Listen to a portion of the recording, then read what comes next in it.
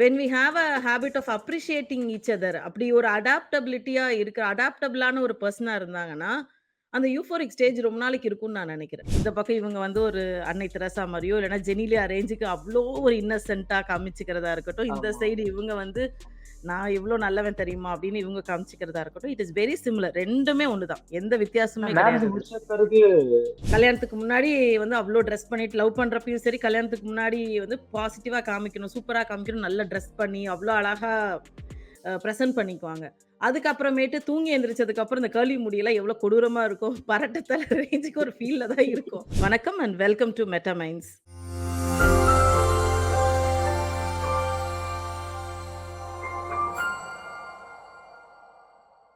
ஒரு புதுசா ஒரு ஒரு இத ட்ரை பண்றோம்.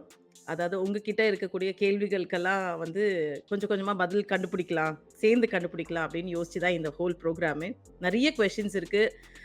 ஆன்சர்ஸ் அது சைக்காலஜி ரிலேட்டடா இருக்கிற ஆன்சர்ஸா இருக்கலாம். ஆனா நமக்கு இருக்கிற டவுட் வந்து அது அக்செப்டபிளா இருக்கா? இல்லையா? அது வந்து கேட்கலாமா? வேணாமான்னு யோசிக்கலாம் நீங்க. பட் அது ஆனா நீங்க கண்டிப்பா கொஸ்டின்ஸ் நீங்க நீங்களோட வீடியோஸ்லயும் நீங்க போஸ்ட் பண்ணலாம். கொஸ்டின்ஸ் கேட்கலாம். ஸோ அந்த கொஸ்டின்ஸ இந்த கமெண்ட்ஸ்ல மாரி போய் இந்த மாதிரி கமெண்ட்ஸ்ல கொஸ்டின்ஸ் எல்லாத்தையும் பேசலாம். கமெண்ட்ஸ்ல.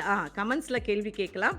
இப்போ இந்த சில கேள்விகள் அவங்க பார்த்த அவங்க ரியல் லைஃப்ல சில பேர் நெறைய பேர் டிஸ்கஸ் பண்ணிட்டு இருந்த கொஸ்டின்ஸ டு ஸ்டார்ட் வித் நம்ம ஹோஸ்ட் மணிகண்டன் அவங்க வந்து எடுத்துட்டு வந்திருக்கிறாங்க. அது அடிக்கடி Facebookலயோ, அடிக்கடி Instaலயோ இந்த மாதிரி கன்ஃபெஷன் பேஜஸ்லயோ இந்த டிஸ்கஷன்ஸ் நெறையவே நடந்துட்டு இருக்கு. ஸோ அந்த மாதிரி கேள்விகள் வந்து சில சில கொஸ்டின்ஸ் எடுத்துட்டு வந்திருக்கிறாங்க. ஸோ இத டிஸ்கஸ் பண்ணலாம். ஃபர்தரா பண்ண போற ப்ரோகிராம்ஸ்ல நீங்க கமெண்ட்ஸ்ல இல்லன்னா மெயில் பண்ணலாம். கொஸ்டின்ஸ மெயில் பண்ணீங்கனாலும் we will talk about it, discuss about it. And இது எல்லாத்துக்குமே ஆன்சர் கண்டுபிடிக்க ட்ரை பண்ணலாம். அண்ட் அண்டர்ஸ்டாண்ட் பண்ணிக்க ஆன்சர்ன்றத விட there is no particular answer. But understand பண்ணிக்க ட்ரை பண்ணலாம்னு நெனைக்கிறோம். So welcome to the show. ஒரு பையனும் ஒரு பொண்ணும் அரேஞ்ச் மேரேஜ்னு வரும்போது யூசுவலா வீட்ல மத்த சட்டங்கள், வட்டங்கள்லாம் போடுவாங்க. ஜாதகம் ஜாதகம் வந்து பார்ப்பாங்க. எல்லாம் பார்த்துட்டு கண்டிப்பா, மேரேஜ் வந்து ஃபிக்ஸ் பண்றாங்க. ஃபிக்ஸ் பண்ண பிறகு அடுத்த மேரேஜுக்கும் அந்த ஒரு டேட்டுக்கும் ஒரு 3 மந்த்ஸ் ஆர் 4 மந்த்ஸ் கேப் இருக்கும். அதுல இந்த பையனோ பொண்ணோ பேசிப்பாங்க. இப்போ கண்டிப்பா. அந்த கேப்ல வந்து இம்ப்ரெஸ் பண்ண இது ட்ரை பண்ணுவாங்க. நான் எப்படிப்பட்டவன் தெரியுமா? அந்த பொண்ணு இருக்கும். நான் வந்து எப்படிப்பட்டவன் தெரியுமா? ஐ அம் லைக் அன்னை தெரசாம்பாங்க. அந்த பையன் நான் இது ஜீசஸ்ன்னு சொல்லுவாரு. சோ ரொம்ப அன்பு, கருணை ரொம்ப வந்து குட் திங்ஸாவே தெரியும். இப்படி இருக்க சூழல்ல எப்படி வந்து ஒருத்தரோட ஆ இது நேட்டிவிட்டிஸ் வந்து நமக்கு வந்து புரிய வரும். குறிப்பிட்ட கேப்ல 3 மந்த்ஸ்ல. அப்படி அவங்க புரிஞ்சுக்க டைம் வந்து எவ்வளவு இது தேவைப்படும் பொதுவா? அதான் டவுட் ஃபர்ஸ்ட். இது வந்து நம்ம வந்து கல்யாணம்ன்றது பார்ட் ஆஃப் லைஃப்பா தான் இப்ப எல்லாருமே கன்சிடர் பண்றோம். லைக் கல்யாணம்ன்றது இது நீங்க நம்ம நேம் அது வந்து ஒரு சமூகமா அக்செப்ட் பண்ணிக்கிட்ட ஒரு விஷயம். அண்ட் இதுல நீங்க எப்படி ஒரு லவ் வந்து அடுத்தடுத்த ஸ்டேஜஸ் மூவ் ஆன் பண்ணுதோ, அதே மாதிரி தான் மேரேஜுமே. It is very similar. இதுல என்னன்னா தாலி கட்டியிருக்க மாட்டாங்க. பட் ஆனா அதுக்கு அதுக்கு இல்லனாலும் ஒரு கமிட்டடா 2 பேரும் ரிலேஷன்ஷிப்ல இருந்து அதுக்கப்புறம் it moves to the next stage of கல்யாணம் பண்ணிக்கிறது அந்த மாதிரி போறதா இருக்கும். ஸோ இந்த இவங்க நீங்க சொல்ற மாதிரி அரேஞ்ச்டு மேரேஜ்ல எல்லா ஓகே சொல்லி ஒண்ணு பார்த்துட்டு தென் தே ஸ்டார்ட் டிஸ்கஸிங். அப்போ வந்து they try to know each other அவ்வளதான். That is very similar to the நீங்க நம்ம ஒரு லவ்ல ஃபர்ஸ்ட் ஸ்டேஜ் பார்ப்போம்ல.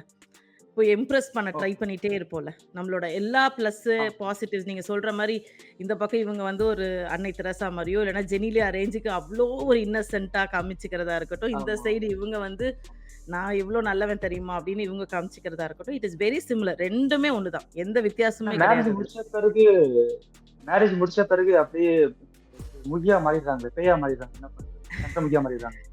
என்னன்னா, நீங்க சொல்ற அந்த ஸ்டேஜ் வந்து யூஃபோரிக் ஸ்டேஜ்ன்னு சொல்லுவோம். லைக் நம்ம அப்படியே ஒரு ஒரு எலைட்டட் ஸ்டேஜ்ல இருப்போம். நம்ம வந்து எல்லாமே பாசிட்டிவ்ஸ்.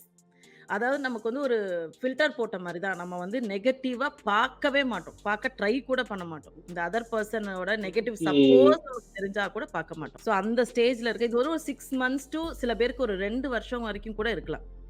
இந்த ஹனிமூன் ஸ்டேஜ் நம்ம சொல்றோம்ல, மேரேஜ்ல ஒரு ஹனிமூன் ஸ்டேஜ் அப்படின்னு சொல்ற மாரி, இது யூஃபோரிக் ஸ்டேஜ். அது லவ்வா இருக்கலாம், இல்ல இந்த மாதிரி ஒரு starting stage of marriage. When they try to impress each other and try to love. இதுதான் அந்த ஸ்டேஜ் நீங்க சொல்றது. ஸோ அது சில பேருக்கு ஒரு 6 மாசம் வரைக்கும் தாங்கலாம். இல்ல அது வந்து ஒரு ஈவன் டில் 2 இயர்ஸ் வரைக்கும் போகலாம் சில பேருக்கு. அந்த ஸ்டார்ட்டிங் ஸ்டேஜே அவங்க வந்து கல்யாணம் ஆனாலுமே அதே இத எக்ஸ்டெண்ட் பண்ணி ஒரு அந்த ஒரு 2 பேத்தோட பாசிட்டிவ்ஸ் மட்டுமே பார்க்குறது, இம்ப்ரெஸ் பண்ணிக்கிட்டே இருக்கிறது. எந்த பிரச்சனைகள பத்தியுமே பேசாம, அவங்க ஒரு வேற ஒரு உலகத்திலருந்து இருக்கிற மாதிரி ஒரு ஃபீல்ல இருக்கிறது. ஸோ இந்த மாதிரி லவ் பண்றவங்க எல்லாருமே அப்படிதான் இருந்திருப்பாங்க இனிஷியல் ஸ்டேஜஸ்ல. ஸோ இதுதான் யூஃபோரிக் ஸ்டேஜ். ஸோ இதுலயே நீங்க எவ்வளோ நாள் எக்ஸ்டெண்ட் பண்றாங்களோ, அவங்க ரிலேஷன்ஷிப் வந்து நெறைய நாளைக்கு இருக்கறதுக்கு சான்சஸ் இருக்கு.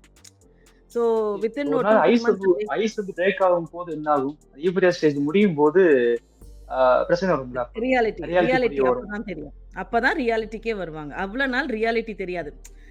அந்த பொண்ணுக்கு வந்து ஒரு இப்ப என்னைய மாதிரி ஒரு கர்லி ஹேர் இருக்கும். அப்ப வந்து கர்லி ஹேர பார்த்து அட்மையர் பண்ணியிருப்பாங்க. "ஏய் இவ்ளோ சூப்பரா இருக்கே உன் முடி" அப்படின்னு சொல்லிட்டு அட்மையர் பண்ணியிருப்பாங்க. கல்யாணத்துக்கு முன்னாடி வந்து அவ்ளோ ட்ரெஸ் பண்ணிட்டு லவ் பண்றப்பயும் சரி, கல்யாணத்துக்கு முன்னாடி வந்து பாசிட்டிவா காமிக்கணும், சூப்பரா காமிக்கணும், நல்லா ட்ரெஸ் பண்ணி அவ்ளோ அழகா பிரசன்ட் பண்ணிக்குவாங்க. அதுக்கப்புறமேட்டு தூங்கி எந்திரிச்சதுக்கு அப்புறம் இந்த கர்லி முடியெல்லாம் எவ்வளோ கொடூரமா இருக்கும். பரட்ட தல ரேஞ்சுக்கு ஒரு ஃபீல்ல தான் இருக்கும். ஒரே வீட்ல ஒரே மூஞ்ச ஐய்யய்யோ! எதுன்னு நம்ம பார்த்த மாரியே இல்லையே! இது என்ன இவ்ளோ கொடூரமா இருக்கே! அப்படின்னு யோசிக்கலாம். அதுக்காக பக்கத்து வீட்டு அப்பதான் பொண்ணே ரியாலிட்டி கூட்டிட செட் முடியும். இன் ஆகுது. அப்பதான் ரியாலிட்டி செட் இன் ஆகுது. டே டு டேக்குள்ள ரொட்டீன்குள்ள வர்றப்ப தான் அந்த இதுவே பிரேக் ஆயிருது. நீங்க அதுவரைக்கும் இது ஏன் அப்படின்னு நம்ம சொல்ல முடியாது. ஏன்னா, இது வந்து நம்மளோட ஹியூமன் நேச்சரே அப்படிதான். இப்போ இன்னொரு ஒரு வீடியோ போஸ்ட் பண்ணியிருப்போம். புது கல்ச்சர்க்குள்ள போறப்போ எப்படி இருக்குது அப்படின்னு சொல்லிட்டு. புது கல்ச்சர்க்குள்ள போறப்போ இதே ஹனிமூன் ஸ்டேஜ்ல தான் நம்மளும் இருப்போம். சூப்பரா இருக்கும். என்ன ரோடு, என்ன சூப்பரா இருக்கு. இவ்ளோ இது நல்லா இருக்கே. நம்ம ஊர்ல இதெல்லாம் கிடையாதே. இப்படிலாம் ஃபீல் பண்ணியிருப்போம். அந்த ரியாலிட்டி நம்ம டே டு டே ரொட்டீன்குள்ள போறப்ப தான் தென் வில் அண்டர்ஸ்டாண்ட் ஓகே இது நம்மள மாரி முன்னாடி மாரி இல்லையே அப்படின்ற ஃபீல் வரும்ல. ம். And everything love, relationship, marriage எல்லாத்துலயுமே அதுதான் நம்ம ஆமா. அண்டர்கோ பண்ணுவோம். இதுதான் அந்த நீங்க சொல்ற அந்த ரீசன். அதுக்கு அடுத்த ஸ்டேஜ் வந்து இது மூவ் ஆன் சிம்பிளா பண்றப்போ சொல்லப் வந்து போனா அமேசான் பிரைம் மாரி. 7 சப்ஸ்கிரிப்ஷன். நாள் வந்து ஃப்ரீயா இருக்கும். அது வரைக்கும் நம்ம எல்லா மூவிஸ் எல்லாம் பார்த்துப்போம். 7 நாள் கழிச்சு வந்து காசு போட சொல்லும்போது நமக்கு என்னடா இது இவ்வளவு காசான்னு யோசிப்போம்ல.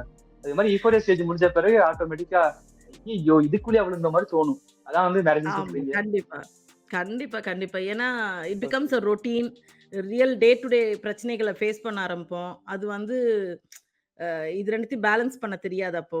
அப்போ டிஃபரன்ஸ் ஆஃப் ஒப்பீனியன் அப்பதான் இது வந்து முக்கியமா தெரியும். நீங்க சொன்ன மாதிரி டிஃபரன்ஸ் ஆஃப் ஹியூமன் வந்து 2 இயர்ஸா இருக்கலாம். அது 1 இயர் இருக்கலாம். சார் 3 மந்த்ஸா இருக்கலாம். அந்த ஈஃபோரியா ஸ்டேஜ்னு சொல்றீங்க.